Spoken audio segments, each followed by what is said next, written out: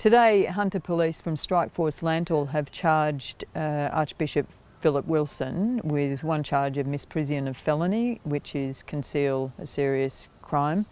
Archbishop Wilson has put out a statement saying that he will vigorously defend that and that he strongly denies it. He is taking some time off while the matter goes through the court.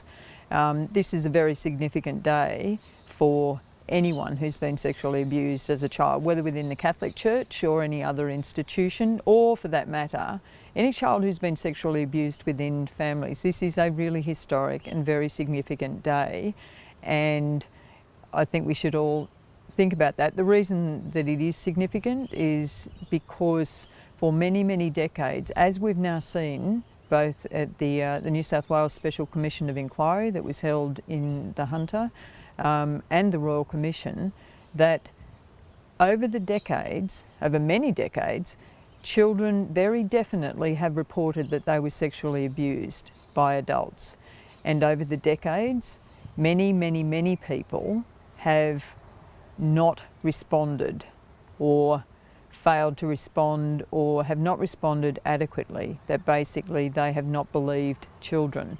Again, what we've seen to a distressing degree is that when some of those children have reported as adults that they were sexually abused as children, they again have not been believed. Many of them have been appallingly treated by institutions. And I know from speaking to many of them today, my phone has not stopped ringing.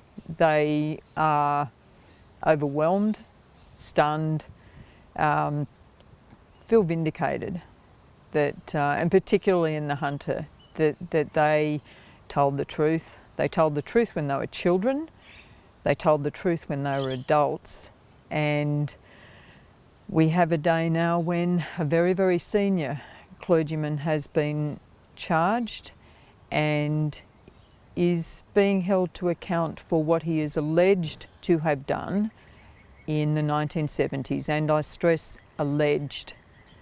These are matters that are always appropriately dealt with within courts. Archbishop Wilson is a charged man, but he is entitled to the presumption of innocence, and we have a long way to go with this. But the bigger message that I hope that people get from this is that when children say that things have happened to them, when adults say that things have happened to them as children, each of us has a responsibility as individuals on how we're going to act, and are we going to support them? And it's not a matter of believing or not believing them, it is a matter of supporting them when they want to take it further, to authorities in many cases. Child sexual abuse is a crime, it's always been a crime.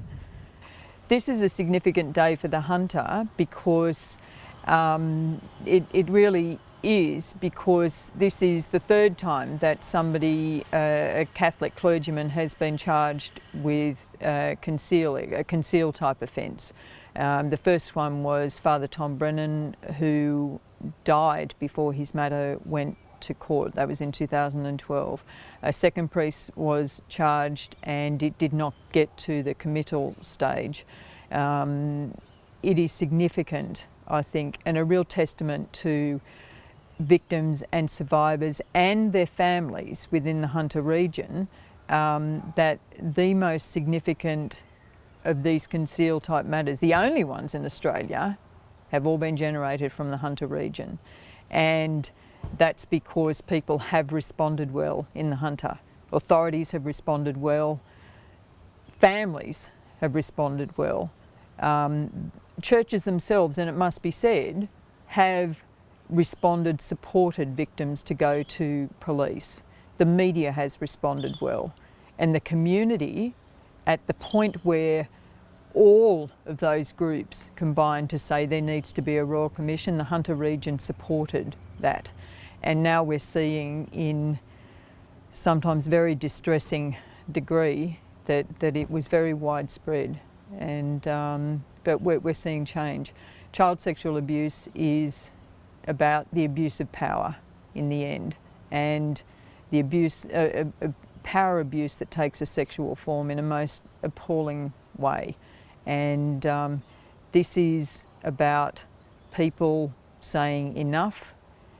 This, if we want to look at it this way, this is, if the idea of the fair go in Australia is ever going to mean anything, this is about us giving a fair go to the powerless against the powerful, and it sends a very strong message to people, I think. As individuals, we have a responsibility to act when matters come forward, and if you get enough individuals together, and it really doesn't have to be a lot of them, you can bring about significant change.